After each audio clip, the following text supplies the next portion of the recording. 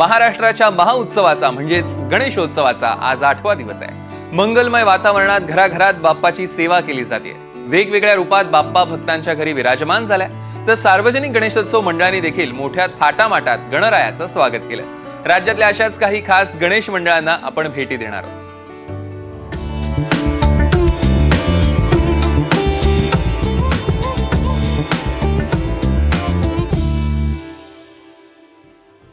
तर सुरुवातीला बघूया दादरमधील ग्रीन गणेशा।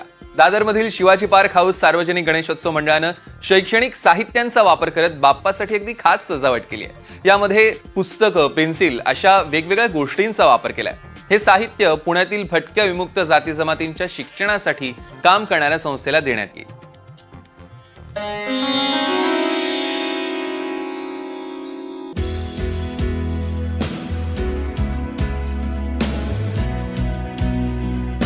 गणपती बाप्पा हे बुद्धीचा आराध्य दैवत आणि यासाठी शिवाजी पार्क हाऊस या गणेशोत्सव मंडळाने यावर्षी देवाकडे, गणपती बाप्पाकडे चक्क शिक्षणाचं साकडं घातलेलं पाहायला मिळतंय।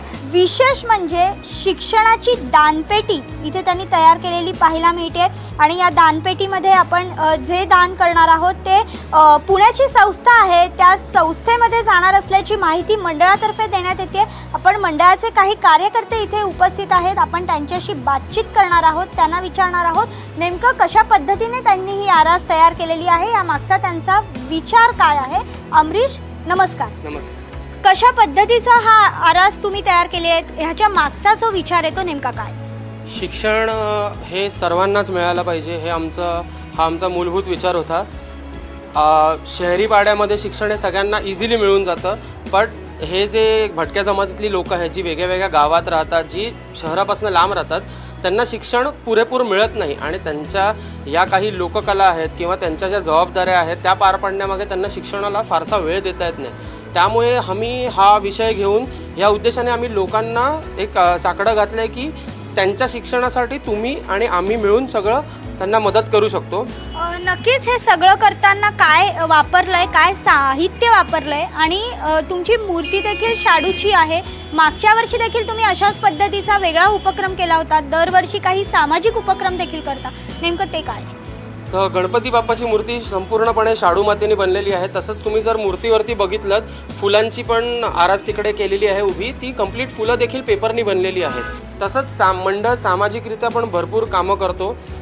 उत्सवाच्या काळात किंवा कुठल्याही सणांच्या काळात आम्ही दररोजच्या दिवशी एक साधारणतः 100 ते 150 लोकांना टाटा मेमोरियल हॉस्पिटलच्या इकडे त्यांना रोजचा नाश्ता पुरवतो। तसंच वरळीतील एक रात्रशाळा आहे उत्कर्ष नाईट हायस्कूल, तिथे आम्ही 8वी 9वी 10वीच्या मुलांना सर्वतोपरी त्यांच्या शिक्षणाला लागणारं जे सामग्री आहे, पुस्तकं, वह्या, पुस्तकं, त्यांचे बाकी 21 अपेक्षितचे सेट्स हे त्यांना आपल्याकडनं देण्यात आले।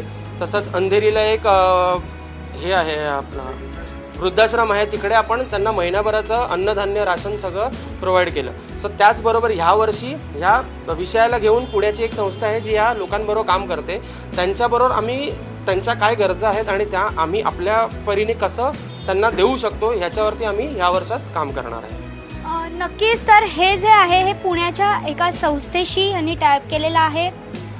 जी संस्था आहे ती भटक्या विमुक्त जाती जमातीच्या शिक्षणासाठी काम करते आणि घरोघरी जाऊन देखील व्हॅनच्या माध्यमातून ही संस्था शिक्षण देते। या संस्थेसाठी यांनी हे सगळं जे दान येणार आहे ते तिकडे त्या संस्थेसाठी ते देणार आहेत। त्याचबरोबर जी भटक्या विमुक्त जाती जमातीचा जो विषय आहे ते शिक्षणापासून वंचित राहू नये यासाठी हे लोक आता प्रयत्नशील असल्याचं पाहायला मिळतंय। व्हिडिओ जर्नलिस्ट संतोष पालवणकर सह भाग्यश्री प्रधान आचार्य, NDTV मराठी, मुंबई।